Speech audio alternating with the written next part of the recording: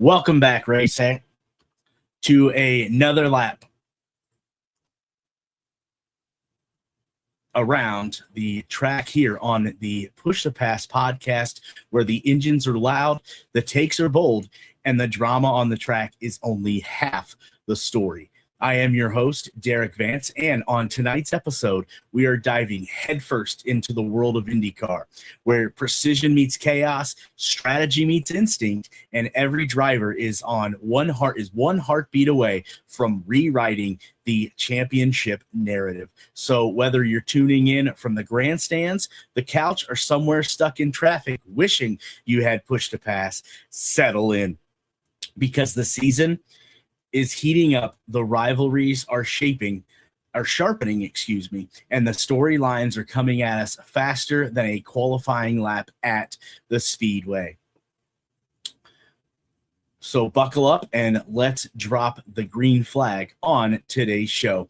Joining me, as usual, here on the Push to Pass podcast is both Josh Roberts and Michael Monroe. Let's go and bring them in to the show as well. I see Josh is at a remote location. Hopefully he doesn't have a situation that has to take him away. And Michael is at his usual home studios. Hopefully there are no thunderstorms this evening, and we can go off without a hitch. But before we get into that, Josh, how is your week? How's your weekend? Weekend was fantastic. Got to watch the race while I was doing some other things. Not as cool as your guys' stories where you guys were watching the race, but it was a fun weekend. So far this week has been eventful on the personal side of work, but we are going to push forward and talk about this race. And last but certainly not least, Michael, how's your weekend and how's your week so far? Weekend was good. Watched 3 races this weekend, so I can't complain about that. Always love watching racing. So, yeah, that's what I had going on this weekend. Watched the IndyCar race, and then obviously watched the NASCAR race there at Phoenix as well with the double. And then obviously Formula One's back this weekend, so had to tune into that as well. All right, good stuff there. As always, sounds like everyone was busy over the weekend. Obviously, as Michael just alluded to there with the, I would say, it was the desert double, as we've seen in the tonight's episode number 98 to be exact. Definitely crawling ever so close to that 100 episode mark, but yeah, we had you had ARCA on Thursday, you had the trucks on Friday, I do believe, and then you had IndyCar obviously on Saturday, and then NASCAR on Sunday. I did see watching the coverage all weekend, there was some IndyCar drivers, specifically Joseph Newgarden, that stayed over and did some TV work promoting IndyCar on the NASCAR side of things. So I was glad to see that. I'm sure both of you will have, we'll talk about that here shortly. But if you did tune in last week, it was kind of it was a cluster. To say the least. My apologies for that.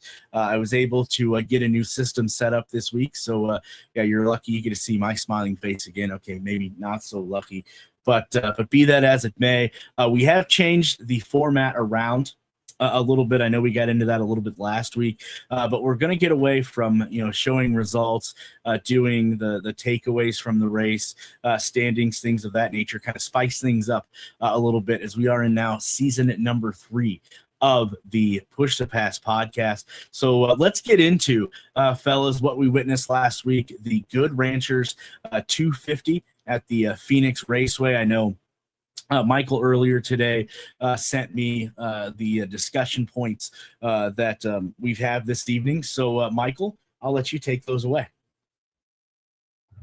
Yeah, put me on the spot, I see. The very first thing we have to talk about is how well these cars ran on the high line.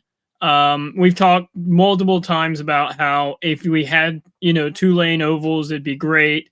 They really are intentional about giving you that high line practice and being able to expand that groove. And we seen that really, really worked out this weekend, because the side-by-side racing, the passing was amazing. Like they kept bringing up in the broadcast, at least on the NASCAR side, I'd love to have seen one of those Indy cars just once try that dog leg to see what it would be like for one of those cars. But yeah, the high line was definitely something that was, I was very taken back by how well it worked this weekend.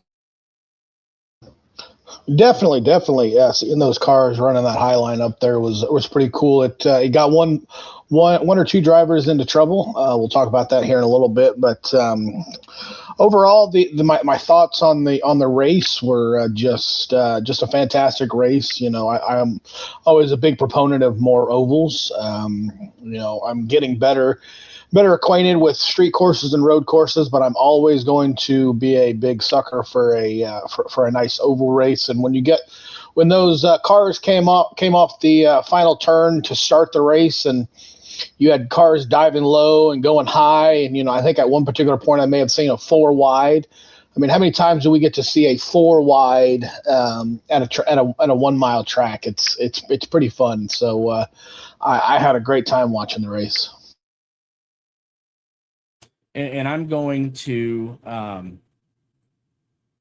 agree with both of your points on the race. I thought Phoenix was everything that I could have imagined, and I think everyone else could imagine is more. A lot of action on the track, a lot of passes. I know that was something that was really touted after the race of how the competition was. So I was glad to see that. And I know this is going to sound awful because we're not supposed to show any bias, but I have to say, and I'm curious to get both of your guys' takes on this as well. Wasn't it nice to see a race for once? And again, people are probably going to jump me for this, not literally, but wasn't it nice, fellas, to see a race where you had no idea who the leader was going to be, who the winner was going to be, until the until the checkered flag dropped? Oh yeah, I always loved having a wide open race. You had your favorite, unfortunately, go out at the beginning, towards the beginning of the race, but it went back and forth. I mean, you had several different leaders, and the Oval King himself, in my opinion, ended up pulling it out at the end. So it was a fun race. I love unpredictability.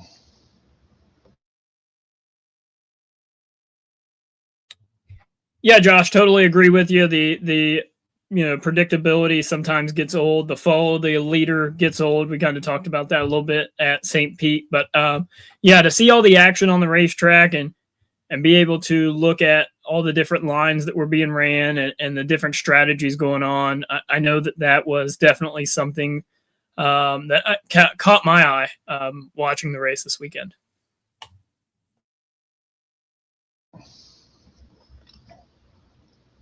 Yeah, as we move on to our next topic, I mean, it was a fantastic race, but how about the driving of Dennis Hauger? He somehow spun and kept it off the wall, being able to, and this being his first year on the IndyCar NTT circuit, knowing how to spin that car and then just let up off the brake and let it come down the embankment. That was one heck of a ride, and to keep it off the wall was just shows. I mean, to me, it's like a 6-year veteran driving that car, knowing how to do that, and not destroy the car. What were your guys' thoughts on this, Derek? What did you think when you saw Hauger spinning around? Did you think he was going to be able to keep it off the wall? No, absolutely not. I feared the worst for him. Obviously, Hauger coming in to the IndyCar season. Obviously, he has had experience on the Indy Next, but Indy Next never ran at Phoenix. So I was curious to see how he was going to handle himself, a brand new machine at a brand new track to him. But I do have to say, I walked away pretty impressed that he was able to keep it clean, so to say, and was still able to drive in Saturday's race. Yeah, honestly, when I look at Dennis and what he did with that race car, I mean, Josh, you said it. It looked like a veteran driving the race car. So, yeah, looking at the overall work that he's putting in, the influx in cash coming into Dale Coyne Racing, kind of that partnership, with Chip Ganassi, yeah, Chip Ganassi. Oh, he's an Andretti guy. Sorry, Andretti Global. Man, wow, been a long weekend. Yeah, with having some technical alliance maybe there with Andretti's definitely helped boost that program, and you've seen it the past 2 weeks. I know Grosjean had an issue before the race and kind of really didn't get going, but we'll see what Dale Coyne does. We went from 2 years ago talking about the dartboard to this year talking about them being competitive week in and week out already. So we'll see if that can continue. Yeah, we will. Just hats off to the young man to be able to come up and have such strong showings in the first 2 races. Hopefully he can keep that going for the rest of the season. And if he does, I have no doubt about it that the sponsors will come, the money will come, and we may be seeing the next generation, the next king of IndyCar. It may take some years, but we are seeing a driver bloom right before us. The next topic we're going to talk about, on Saturday when we were talking about it in our chat, me and Michael kind of disagreed on it. He said he didn't get to see this particular thing. What I'm talking about is the Palou and VK, Alex Palou and VK, Rinus VK, ended up in the wall.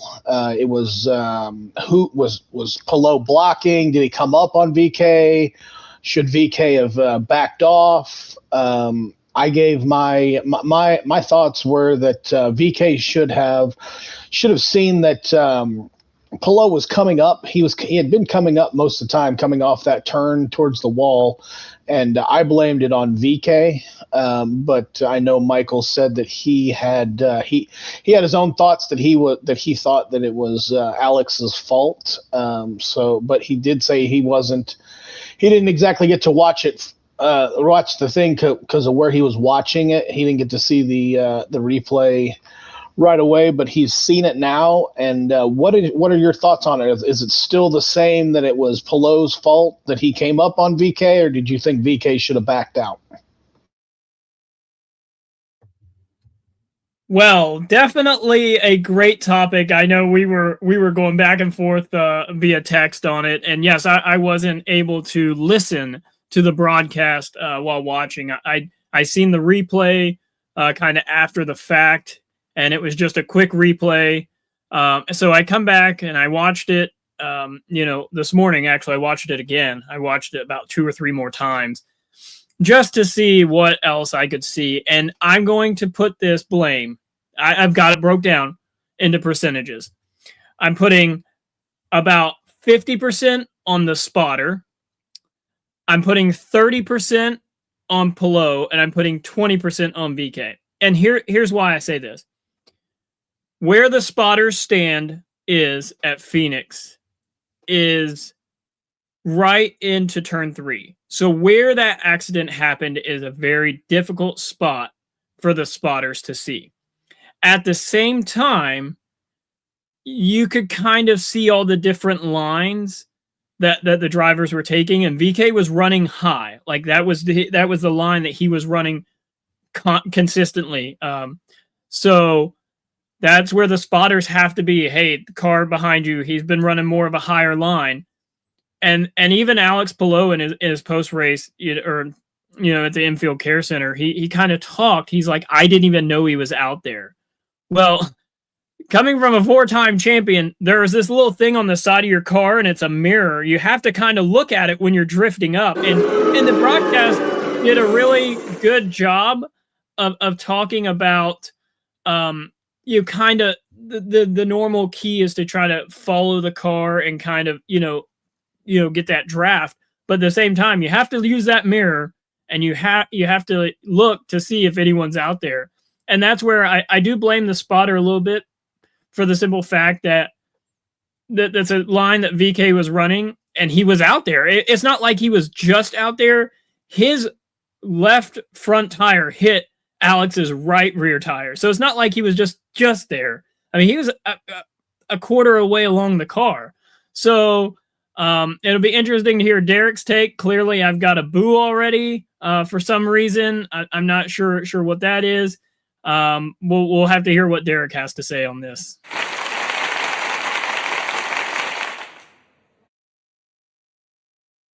Oh, see, this is where you're misjudging. I put the boo. Yes, we have some new features for going forward.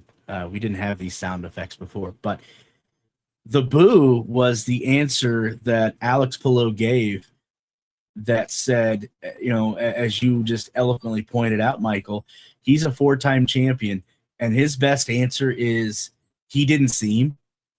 Like you said, he has mirrors, so that's where the boo came in. Now, the applause was, you doing all of the arithmetic. Yes, the younger generation, that's called math, but in Josh's day, that's called arithmetic, and breaking all of those percentages down to where to place blame. So that's where the applause came from. But you know what?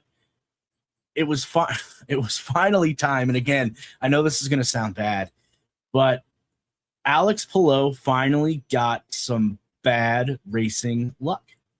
It seems like since he has taken the NTT IndyCar Series by storm, Alex Palou, even with Dale Coyne Racing, Michael's favorite racing team, by the way, even with Dale Coyne Racing, he never really had bad racing luck. But Saturday, he finally got a taste of what bad racing luck feels like, and I am 100% in the camp that this was Alex Palou's fault when you break it down like Michael did.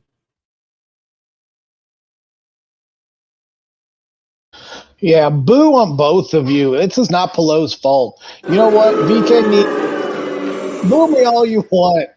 You know what? Renus needs to give a little bit more leeway to the as we talked about, the 4-time champion. You don't if he would have backed off, not only would I have still had a chance to win because I had VK this week, but him and Palou could have both still been racing, and we could have had one heck of a race more going forward. But you know what? VK decided he was going to stick his nose in there, thinking he was going to be Mr. Slim and be able to make it through there. But and on the mirrors, how many times do you think they actually get a chance to turn their head and look to the left or look to the right to figure out those mirrors? I think those mirrors are just decorative. It's almost like, why don't they have a rear view mirror? Because you can't see out the back. You can't see anything with those mirrors, I would imagine. I've never been in any car, but those are just my thoughts. Whoa. Hold up. The mirrors are there so you can use them to see cars coming, and that's where the spotter comes in. The spotter should have said, hey, VK coming up quick. VK running the high line coming up quick. Watch outside, watch outside.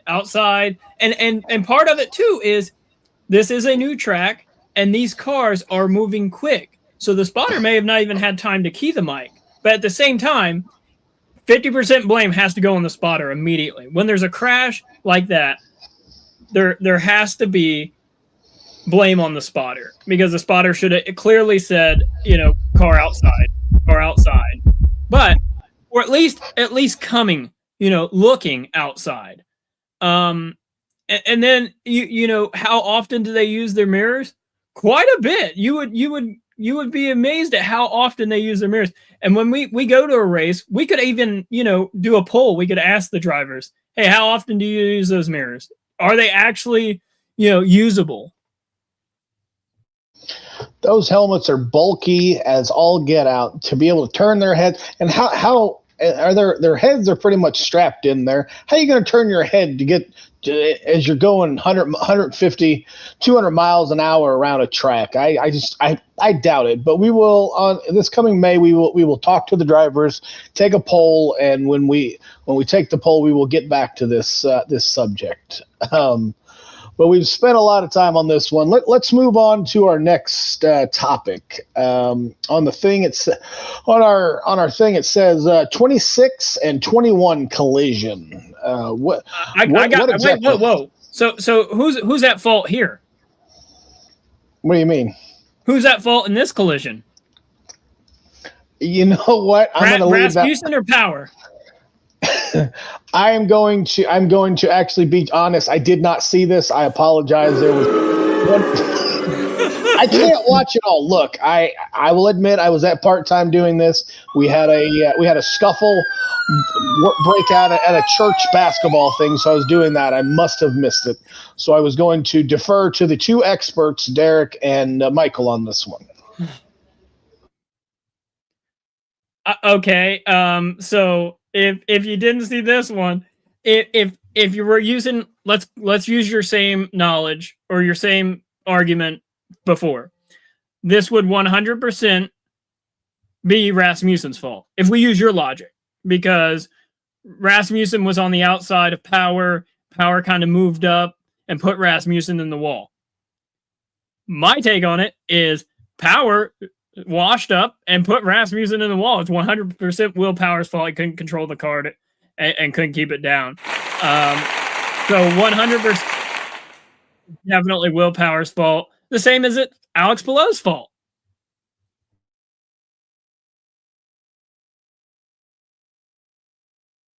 Again, I find myself agreeing with Michael. I did see this, and I thought Will Power was 100% at fault for this, and I don't think I'm in the minority when it comes to this answer. Obviously, Michael agrees, and most importantly, Christian Rasmussen agrees. Did you guys see? Speaking of this, well, Josh, you said you didn't see it. You were too busy on a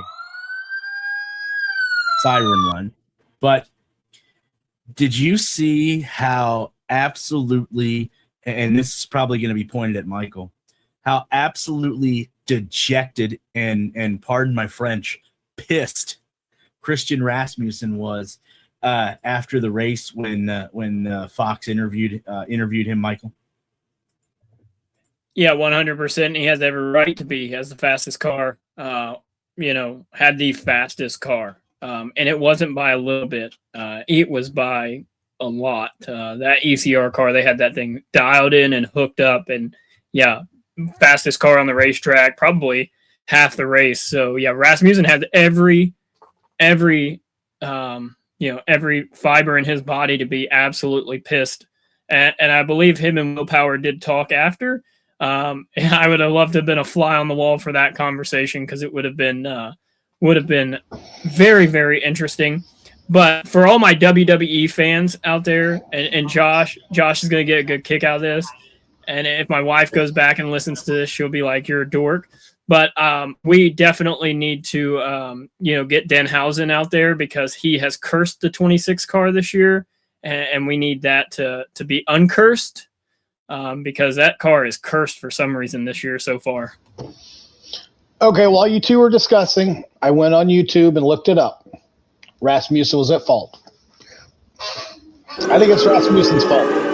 Are you close? He got too close. Are you kidding me? Close. You might as well never pass another car in your life then. The racing's over. It's Formula 1, guys. No passing. Single file, please. No passing. No passing. Once again, it was a veteran that they were trying to try. Don't try a veteran. I just don't do it. Give them the space. Don't get too close. Exactly. You got to leave the space. Howard didn't leave any space. As I look at that was an unexpected. I don't think that. I don't think either car was at fault. I think it was just racing. I think they they've been watching a little bit too much of NASCAR, and they thought, oh crap, I could do a NASCAR thing. Nope, not with these cars. These cars are gonna, you touch wheels, you're gonna break each other. So unfortunate contact, I'll call it that.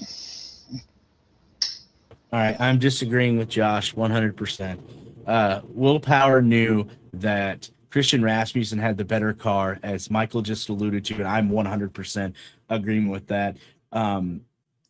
In all honesty, if we really want to break this down, Christian Rasmussen, that was his race to win. And that move right there completely knocked him out of contention. Will Power had no business even being there. He just slowed Christian Rasmussen down and hit him, and that's what kind of took all of the air out of Christian Rasmussen's sails, to say the least, after what Will Power did. So 100% blame on Will Power for this. There's no way to justify what the move that the blocking move that Will Power did. But I would like to bring up, I know a topic that wasn't on the list for this evening, but is looking at the top 10 on Sunday, and on Saturday. I'm not going to rattle through the whole top 10, but is this just a factor of the success that Team Penske had Saturday with their cars finishing 1, 3, and 8? Is it just because it was on the 1 mile tri-oval at Phoenix Raceway, or is Team Penske, are they going to go back to that era where they were dominant on the super speedways? Well, Penske's they've got nowhere to go but up right now after the last couple of years and the trials and tribulations that team has gone through. I think they may have finally been able to get into a room, get all their people together, and be like, look, the captain, Roger Penske, is not going to keep putting up with this embarrassment. So they could be on the comeback up. They may be able to dominate the ovals again. We'll see. But I don't think Penske's got anywhere to go but up right now. They were on the mat, and they're finally getting up, and it's a good thing to see. Yeah, Josh, you're 100% correct. Penske doesn't have very much to do but go up. But I'm going to tell you this. We talk about how, Penske won the race. Yeah, they won the race. But one of the topics we do have to discuss is ECR. ECR is fast on the ovals. Rasmussen won at Milwaukee last year. He proved that he could win again Saturday. So definitely, I think Joseph Newgarden, when we get to Iowa in the 500, I think ECR has a chance to really prove that they can show that they have speed on these ovals. And when I look at ECR as a whole, I mean, they were just fast. I mean, Rossi finished 6th, and obviously Rasmussen had the fastest car, and it was by miles. So I'm excited to see what they can do, continuing to move forward on the ovals for sure. I think Newgarden definitely has a challenger. Michael, do you think, and I'm in agreement with you, I thought ECR, especially Rasmussen, as I pointed out, was dominant on Saturday at the Phoenix Raceway. But do you credit ECW or ECR's, excuse me, ECW, ECR's success to Ed Carpenter kind of reshuffling the deck, so to speak, getting rid of Renus VK, getting rid of Connor Daly, no knock on them, but bringing in who we brought in with the veteran Alexander Rossi, who's won a 500, Christian Rasmussen, who is now getting better and better with more experience, and then especially funding that Ed Carpenter has brought on to with Java House, Splenda, and then the owner of both of those entities as well. Yeah, I mean, you definitely see that this is the second year of that partnership with the owner of Splenda and Java House, and you're seeing the fruit of that labor, the financial coming in and getting these cars better. It's funny to me because you look at this car and how it's evolved over the last, what are we going on, 12, let's see, 12, 20, I mean, it's with this 14th season with this chassis. And how it's just, if we took Alex Palou out of the equation, the amount of cars that are competitive week in and week out is very interesting. And the topic always comes back to the good teams rise. You know, the teams that have money rise. Well, you look at the finishing results, and you have either Team Penske, Andretti, Arrow, Meyer Shank, which is basically a Chip Ganassi team. And then you have ECR. I mean, they are, and you know, we talk Rasmussen, but I mean, Rossi had a good run as well. I mean, so you look at that, and you look at the funding, you look at the reshuffling, and you know, the leadership changes and everything that Ed's put into that team over the last 2-3 years. And like you said, it isn't a knock on Connor. It isn't a knock on Renus, because Renus did win in that car. So I mean, they have speed, and they've had speed. It's just getting drivers to translate, and the leadership, and the, you know, the mechanics, and everyone. And that's why racing is the true definition of a team sport, because it starts Monday morning at the race shop, and it ends Sunday night when that car's loaded back on the truck and heading back to Indy or Chicago or wherever all the other little teams are based. But, you know, that's the team aspect of this sport, and racing in general is so overlooked by other, you know, media conglomerates and things of that nature. So you look at it, and you see the teamwork, and you see the key people that ECR has brought in, and you can tell that the right people were in the right places to make that organization successful at this time. Let me fire off one more question, because you brought up a certain big financial player on the NTT IndyCar series, and that's Arrow McLaren. Do you think it's safe to say that Saturday, the small ECR team outperformed the big money Arrow McLaren bunch? I would say 100%. If I'm looking here, I think the only reason Pato got up as high as he did in the finishing results is just because of that last pit stop. And I know we'll get to that here in a minute in the next topic. But yeah, I feel like they definitely outperformed. They outperformed Chip Ganassi Racing as well, to be honest with you. So definitely on the ovals, they found something. And it's not a topic we had, but a good shout out to Rahal Letterman Lanigan. You know, they have been the struggle bus of the struggle bus on ovals, and they've kind of turned it around. Mick Schumacher qualifying up in the top 5.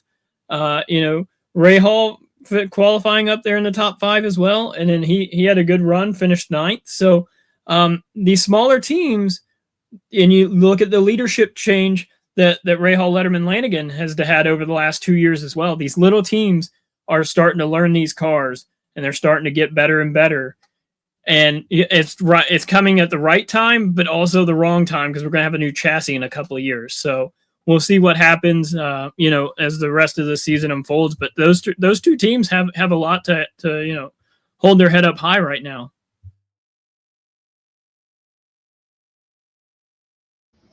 Yeah, I went a little bit without saying anything, but I agree with all of you, both of you. The smaller teams definitely outperformed Arrow McLaren this weekend, and I don't know what Zach Brown's got to do. I don't know if he's got to light a fire under someone's butt, but we keep talking. Is this a make or break year for Arrow? And I say it's not, but the more and more I look at it, it possibly is. I mean, it's getting down to where it's just a one man team, and that, I mean, you hear about Pato, and he, like you said, there was a reason that he finished so high in this past Saturday. So kudos to the smaller teams. Kudos to ECR. You know, Ed Carpenter, he he's throwing all his might and his and getting all those sponsorships behind him, and I can see within the next year or so that they're up there competing for a Cup championship. The Astro Cup championship trophy.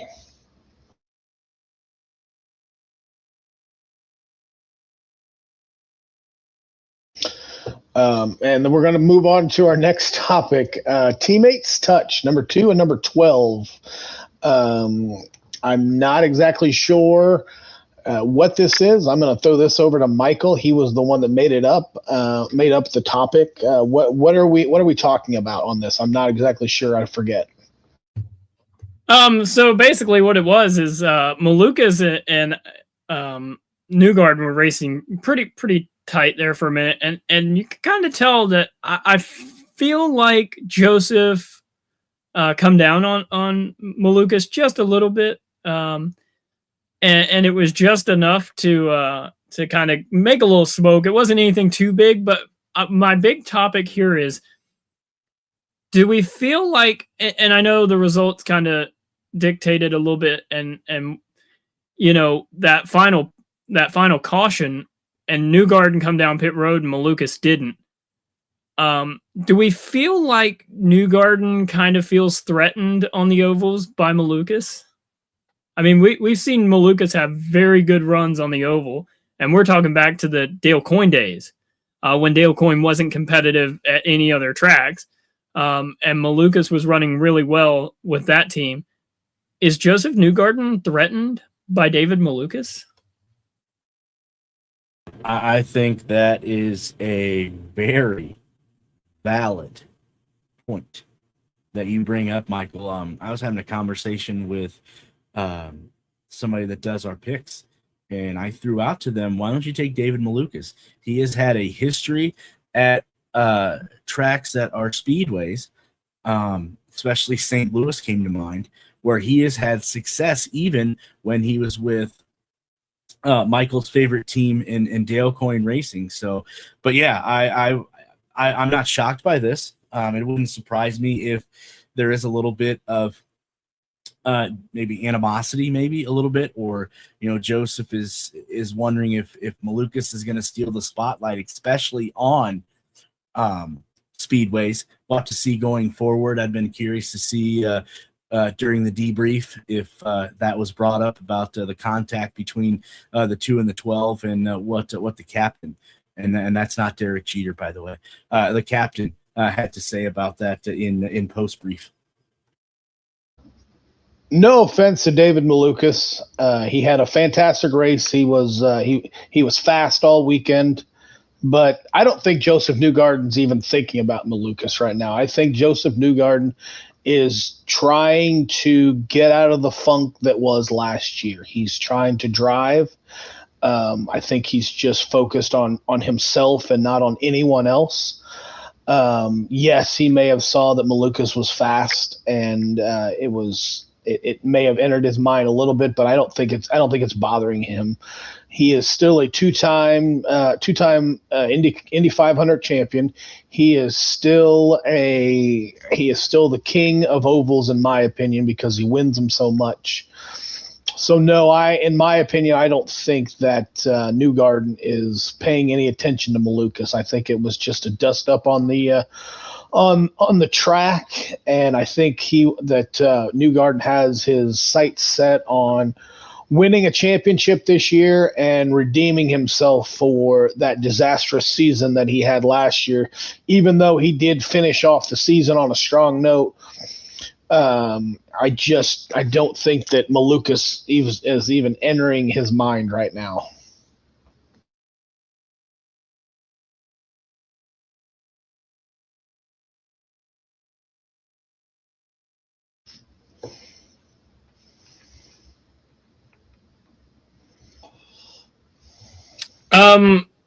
I don't know. I don't know if I agree, Josh. And it's just the simple fact that, I see your point where you look at Newgarden trying to get the cobwebs, knocked off from last year. But when I think of, the speed, I mean, Scott wasn't I mean, Scott was there, but he wasn't overly quick. Malukas was quick, and I think he was pretty much outrunning Joseph most of the race. So, I look at the laps led and things of that nature, and Newgarden only led the final 8 laps of the race, and I know the last lap is the lap that pays the most, but Malukas was up there a lot of the race. So I think he definitely has his eye on Malukas, and it can only help Newgarden, to be honest with you, having someone of David Malukas's expertise on the ovals come in. So we'll see how this progresses going forward. Here, let me ask this to Josh. Joseph Newgarden may not be worried about David Malukas because obviously Joseph Newgarden has established himself on the NTT IndyCar Series circuit. But do you think it's safe to say Joseph Newgarden may not be worried about David Malukas right now, and he's focused on winning another Astro Cup? But even though you said these cars don't have rear view mirrors, do you think that Joseph Newgarden is maybe peeking over his shoulder a little bit, seeing the success that David Malukas is having in his first year at Penske? What success is he having? He had a pole. Has Newgarden had a pole before? What success in these first 2 races, besides leading laps and having the pole, is Malukas? What has he done this year that Newgarden needs to go, oh, I'm scared. He's in my back. He's behind me. I'm staring behind me. He's a boogeyman. I just don't see it. I think that Joseph is more focused on going forward rather than looking backwards. It's just like Jelly Roll said. I took the rear view off my car because I want to look forward. I don't want to look behind me. Here's one thing to keep in mind. Joseph Newgarden is in a contract year. And we'll see what happens towards the middle part of the year.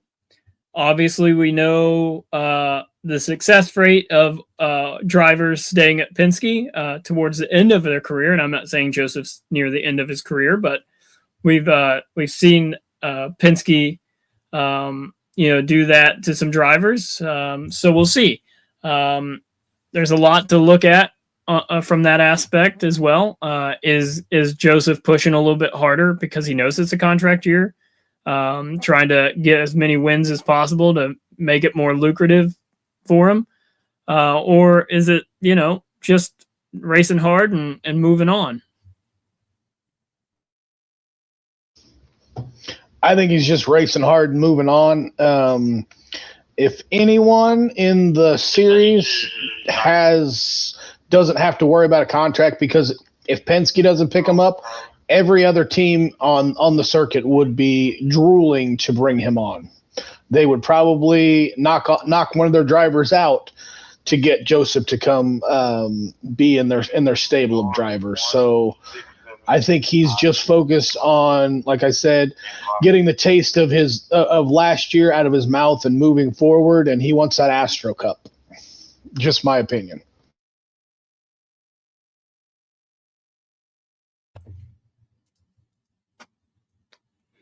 We'll have to see where we go here in the next couple of weeks. But a new segment we kind of started last week. It's who's hot and who's not. So, Derek, let's start with your who's hot takes from this past weekend. Well, my who's hot. You talked about the race team earlier, just a few minutes ago, and I have on the jersey. Graham Rahal, I feel, is got a little bit of momentum coming from Phoenix.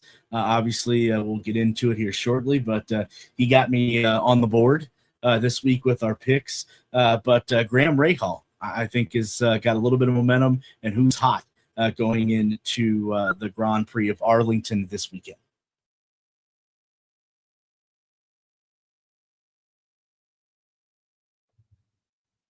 Josh, who are you taking?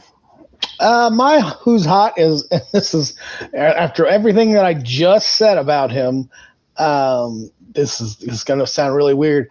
I think Malukas. Yes, I know. I just said what has Malukas done, but he is. He got a pole. He led some laps, like I said, but he is. How are you going to boo me for that? Yes, he has not done very much, but compared to 2 years ago when he was looking for a ride because he had a bicycle accident. Let me tell you that. I mean, he's coming on strong. He's nowhere near taking over Newgarden. Let's just put that there. But he's having a heck of a season to begin with. He hasn't done anything significant, but he doesn't need to do anything significant. He needs to go out, learn, keep getting better in his young career and just flourish. But I think Malukas would be my who's hot. My who's hot this week is definitely Kyle Kirkwood. Coming off another good finish of sits second in the points. Going into Arlington is definitely running really well.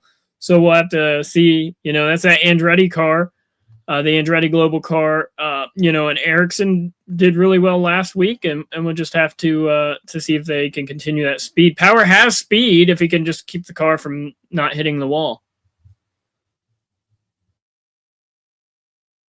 Now that we've come out with who's hot, we're going to move on to our other topic of who's not.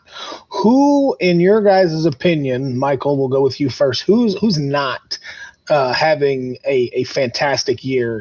Especially, I know it's only 2 races in, but who's showing you that they're just not cutting the mustard right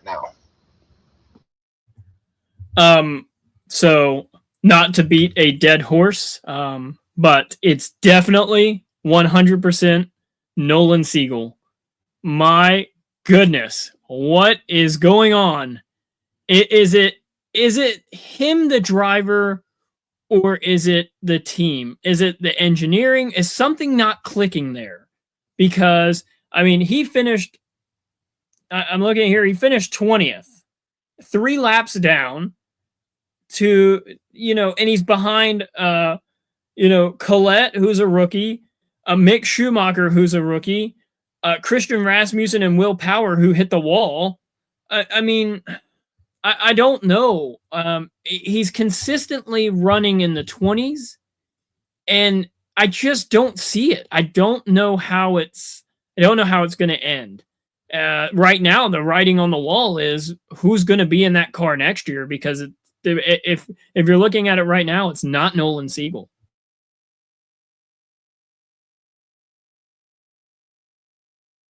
Derek. All right. For my who's not, and again, this is someone that we touched on earlier, and I think you asked who is responsible for putting a curse on the number 26 Andretti Global machine.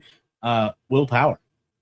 He is stumbled out of the gate with Andretti Global. I think this is something he didn't envision, struggling out of the gate. And then, you talk about the controversy between him and Christian Rasmussen, potentially taking Christian Rasmussen out of the picture for contention on Saturday. So right now, my who's not hot is the 22nd person in the championship standings, 55 points behind, and that is one William Power.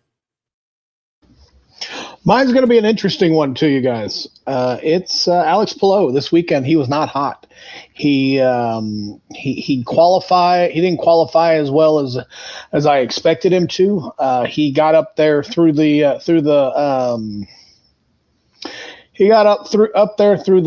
rankings and got up in the standings pretty quickly. Took off, but then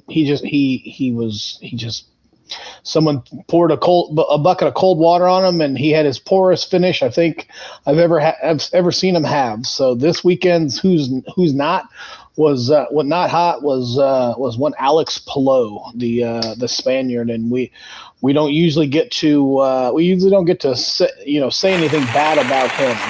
Hey, there, applause. Instead of booze, I got applause. But I think Alex Palou he is human. We figured out how the other drivers can beat him. It's called just drive up underneath him and let him run into you.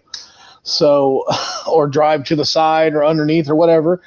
But Alex Palou was not hot this weekend, and hopefully he did get hot under the collar, and that he's not just going to let this move off. And he comes back this weekend in the in the Big D and has a great race.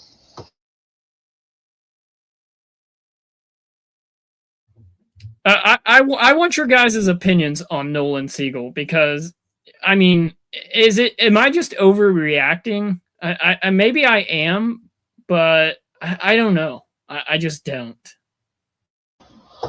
He's better than Stingray Rob. I mean, that's hard. It's hard to be any worse than Stingray, but I mean, I guess he's in a car that's much better than Stingray Rob's car. Much better. Yeah. Like, we're talking not even on the same page better. I mean, you look at the funding, you look at, the team itself, you look at the organization. Stingray Rob should be behind him, not where he is, consistently, but week in and week out, Nolan Siegel's running back there with Stingray Rob.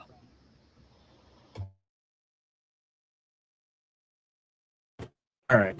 I just pulled Nolan Siegel's career stats up. And first of all, I no knock, but it's tough to compare. How you can compare Stingray Rob and Nolan Siegel? Nolan Siegel has been given every opportunity so far at Arrow McLaren. That's a hard comparison to make. But in 31 career starts for Nolan Siegel, he is only finished in the top 10 3 of those 31 races. In those 31 races, his average starting position is mid-pack. He's 16th. His average finish position is mid-pack at 17th. So not really a lot of movement in the race there. So, Michael, you do have a strong point. Again, pro sports, and Josh knows this as well. What have you done for me lately?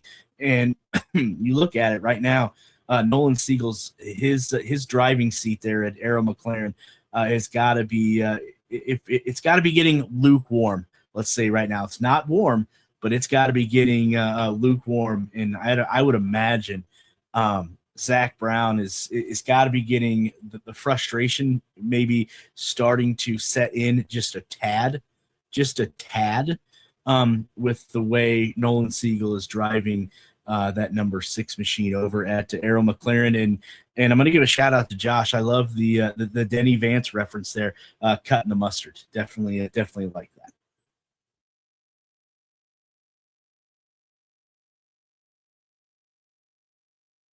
Well, gentlemen, on to our next thing, our next point here. Once again, the Vance household comes away with the selection for the championship for the year-end prediction. That makes him and Joy are tied at 1. Of course, my gentleman Renus VK went out in that spectacular crash with Alex Palou. But congratulations, Derek. And I hear that we now have a new stipulation that the winner of each week gets the first choice of drivers. That was proposed by Joy, and I think it was unanimously passed, as long as nobody else had any objections. Nope, doesn't look like we have any objections. But any words for us? Great one, Derek Vance. Well, first off, I think you're setting the bar a little too high by saying that. I'm going to throw that right out there now. But yeah, I went with Graham Rahal this week, rocking the jersey there. of Graham Rahal, the one that got me on the board this week. Hopefully he's able to, take this momentum from Phoenix and turn something over in Arlington this weekend. Definitely hate the fact that I am not going to be able to make it to Arlington this weekend. I'm going to be going on vacation starting Friday, as long as Josh gets us to the airport safely and, most importantly, in a timely manner. But he can talk more about that. But yeah, definitely looking forward to a new venue this weekend. And the rumor growing around, and we can throw this out there because Mike may be running late, or he may have missed the invite. Sounds like, again, this is just a rumor, take it for what it's worth. There may be some new venues, or maybe venues that IndyCar has went to in the past that they may be revisiting down the road. Curious to get your fellas' thoughts on that. Well, I'm oblivious to this. Where exactly are they? What are you speculating? What are the speculated areas that they're going to go back to? Please let it be Brooklyn, Michigan. Please let it be Brooklyn, Michigan. Well, like I said, it's just a rumor now. There's nothing obviously set in stone, as they say. But there could be venues that maybe new venues, or places that that IndyCar has gone to in the past. Now, I don't know if Michael's able to expand on that a little bit. If he is, I will let him indulge. Yeah, with Fox buying in, obviously that helps a lot. I would love to see them. Let me ask this first before I give my thoughts. Do we think that this doubleheader with NASCAR was a success? I propose that question first. I do, just for ticket sale reasons, getting more people into the stands. You sell a double ticket, and also having the NASCAR drivers doing some commentary on the IndyCar, and then the vice versa the next day. IndyCar drivers doing commentary on the NASCAR. I thought that was awesome. Anytime you can get racers talking about racing, different forms of racing, and they had somebody going around on a two-seater, and it was one heck of a ride for them.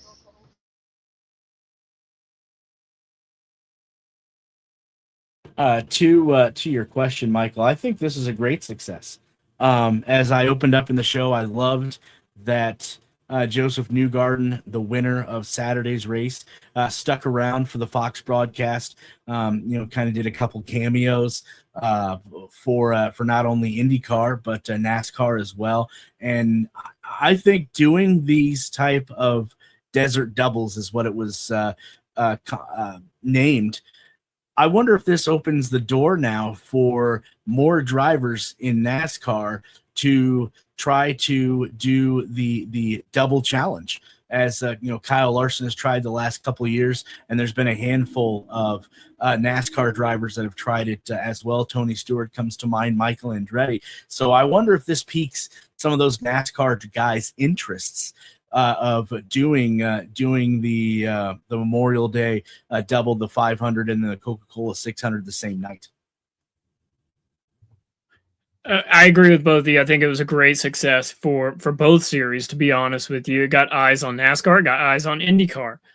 What I will say is there's two things I've heard that's kind of floating around there, is that the Phoenix double was very successful, and that it might happen again next year. I would be 100% on board with that. We talked last week about having an oval before the 500, and I think it's crucial for that. As far as drivers wanting to do the double, I know there's one driver for sure that definitely would want to do that and has the funding more than likely to do that. And that's one Connor Zillage. I think it will be a few years still yet. I think he wants to get his grasp around the NASCAR. With this being his rookie year, I think he just wants to get comfortable, get settled in. He's had four horrible races. So he's just trying to figure out his ropes there. And the big thing, I think this is one of the most crucial things about Fox coming on board and buying into this series. There's a report out today by Adam Stern that in the right position that Fox and IndyCar would like a race, if it's the right conditions, for the NFL to run into the IndyCar race, which would bring a lot of eyes on the series. So if that comes to fruition, that could be very, very huge for the series. And then as far as new or old venues, there's a couple that come to mind. Brooklyn, Michigan's obviously one. I've not heard any rumblings of that. New Hampshire is one that I have heard some rumblings about. So we'll just have to wait and see what gets announced and what maybe next year's schedule might look like. All right. While we sit on that and wait to see if there are new venues added, like I said, there are 3 new venues added this year. Phoenix, where we were just at this past weekend, and then Arlington, Texas, as Josh said, the Big D, and that's not divorced, by the way, for all you Mark Chestnut fans out there. But it's not Detroit either. We are going to Detroit, but Dallas, Arlington, and then the one that they just unveiled today, what the track's going to look like, what the logo looks like for the Freedom 250 there in Washington, D.C. I'm sure we'll talk about that here momentarily. But before we do all that, we do have one of our guests that makes his weekly appearance here on the Push to Pass podcast, and that is our official IndyCar weatherman who hit the nail right on the head last weekend in Phoenix. Hopefully the second time's a charm as we talk about what the weather's going to be like this weekend in Arlington. Weatherman, how are you this evening? I'm doing well. Thanks, guys. Good to be here again. Last 2 forecasts actually been pretty good conditions as far as race day goes, and it looks pretty good overall for this weekend as well. The only thing I would mention is we should probably keep an eye out on the wind conditions as we get into Sunday. So the pattern overall is we've got a cold front that's going to come through basically tomorrow into early Wednesday, and that'll carry some pretty strong storms with it through the Dallas-Fort Worth area. But once that moves through, then we get some really good weather that comes in behind it. Everything clears out. We get sunny conditions returning. And that should hold for the remainder of the week all the way up to Sunday. And temperature-wise, we'll warm up each day, right? It'll be the coolest right after that front goes through. So, by the time we get to Friday, you're looking at around 80 and then getting up into the mid-80s when we max out the temps there on Sunday afternoon. So, like I said up front, winds are probably the most significant condition or challenge to keep an eye on. They should really start to crank up on Saturday and continue into Sunday. There are a few things I'm watching which lead me to believe there's at least a chance that Sunday could actually wind up even gustier than I have in the forecast right now. So I kind of alluded to that in my post when I put the forecast out, but it's still, we're still a little far away to say for sure. So we'll just keep an eye on it and, check for updates, and we'll see how that evolves over the next couple days. But the bottom line is, I'm expecting at this point a dry weekend. Temperatures on the warm side, but not really terrible, as it's going to be pretty dry. And we'll have to keep an eye on the winds for qualifying and into the race day. Yeah, we'll definitely keep our fingers crossed that you can hit the nail on the head like you did last weekend at Phoenix, this weekend at Arlington. If the forecast for some odd particular reason between now and first practice on Friday was to change any slight bit, where can people find that update at? So folks can jump on X or over on Blue Sky, whatever your preference is. Search IndyCar Weatherman, and you should be able to access all my products. Perfect.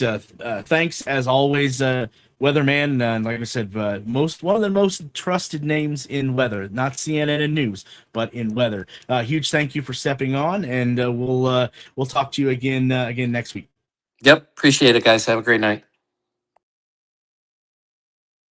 All right, that was the official IndyCar Weatherman for the Push to Pass podcast. Like I said, as you see down there at the bottom of the page scrolling, go check his stuff out for the latest weather updates heading into race weekend. I know we have just a couple more topics to discuss before the checker flag drops on another another episode of the Push to Pass podcast. So, Michael, what is the next topic on the board? That is coming into this weekend. We're going to Jerry's World for all the NFL Cowboy fans. We are running in Arlington around the AT&T Stadium. I think it's this stadium. I think that's the naming rights to it.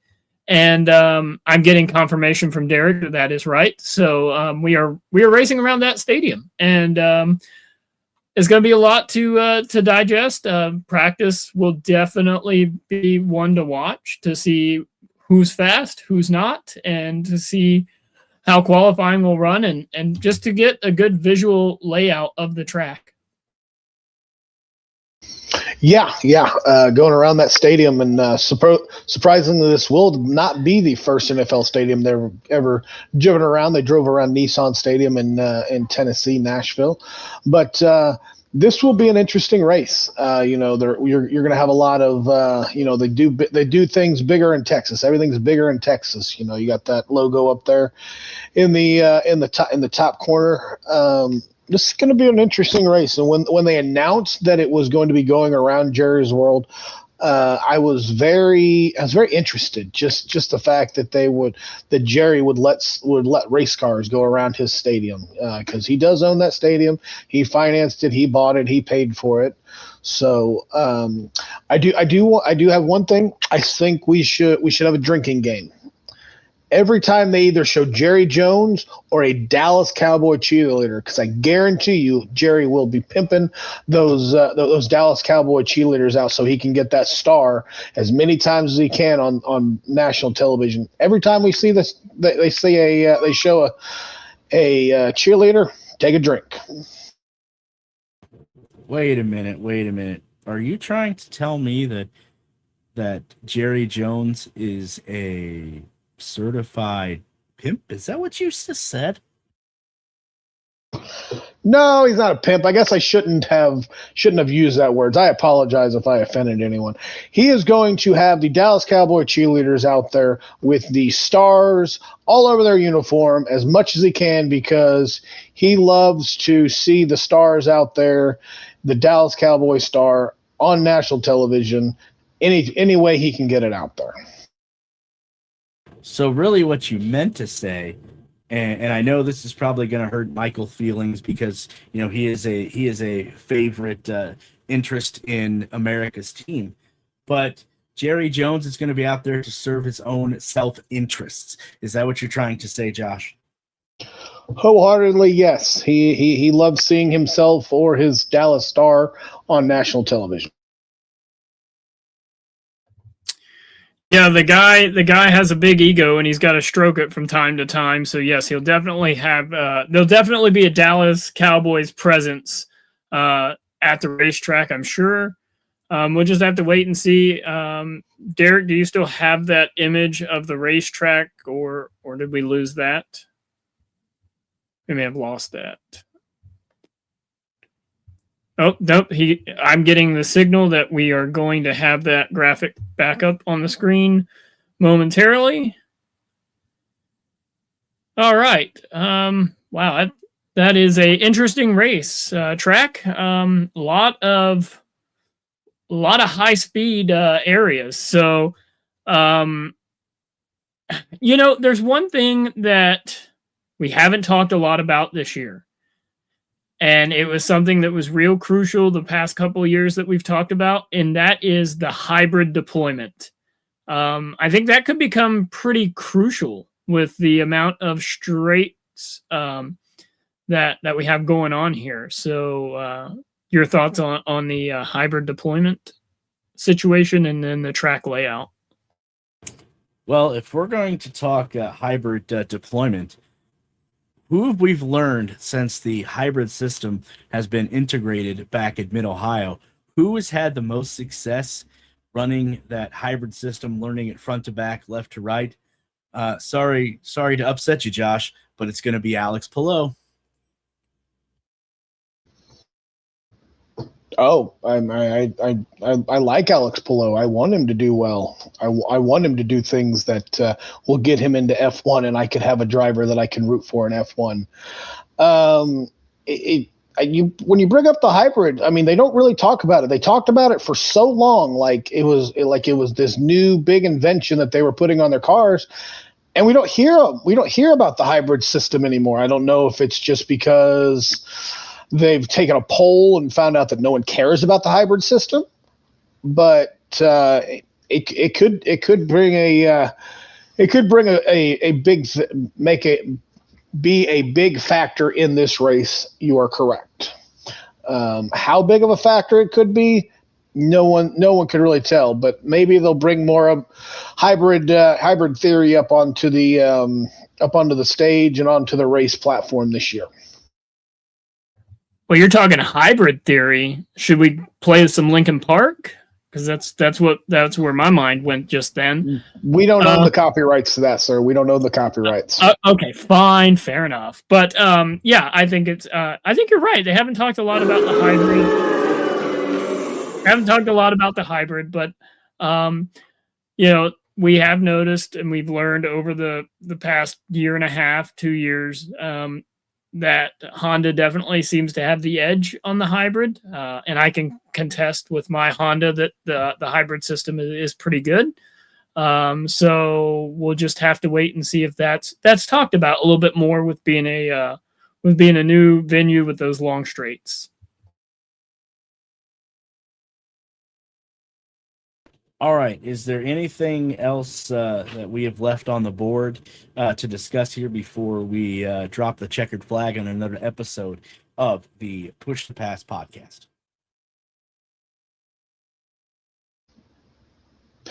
I'd just like to thank all the viewers for switching over to us on this glorious day. We made the announcement last week that we were moving to Mondays at 7. So hopefully our viewership grows. But everyone that's come over and helped celebrate this inauguration of us being on Monday nights, thank you. If you can see, we are at episode number 98. We're climbing closer and closer. In the next 2 weeks, we will be on show 100. And I don't know what we're going to do then. We may have balloons. We may have streamers. We may have silly string. I don't know what's going to happen. Do you know what's going to happen, Derek? Michael, do you know what's going to happen? I guess we're all just going to have to tune in and find out over the next 2 weeks what's going to happen. Yes, we're in the wait and see category. Wait and see. There's a lot of new changes coming around. I just hope there's not a thunderstorm that goes through and takes out my computer. That's the only thing I'm hoping for. Surge protector, sir. Surge protector. That could be electrifying. I see what you did there, Dwayne Johnson. All right, if that is it for this evening, I do want to repeat what Josh did say. I know sometimes changing days and times kind of messes with people. I understand that. So thank you for everyone that did tune in this evening. Hopefully going forward now, it'll be ingrained that this is going to be Mondays at 7 p.m. Yes, we're going to compete with Monday Night Raw for all you wrestling fans. That's exactly why we went at 7 p.m. on a Monday. But anywho, again, huge thank you to everyone that tuned in. Huge thank you to everyone that follows us on all of the social media platforms that you see down there in the bottom scrolling through.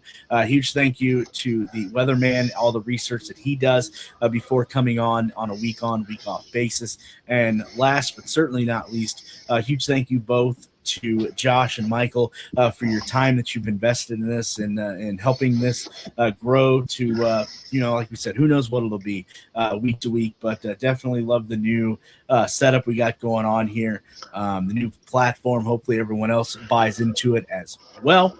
So that does it for another episode of the Push to Pass podcast. Like I said, for myself, Josh, Michael, and everyone behind the scenes here, hope everyone has a great evening, and stay tuned this week. Check out yournews.com. I know myself, along with Michael, we'll put articles there. And then this weekend, stay tuned to our social media accounts, like I said, that are scrolling on the bottom of the page for our coverage of what's going to be a fantastic race down there in Arlington, down around Jerry's World at the Grand Prix of Arlington. So until next Monday, so long, everybody.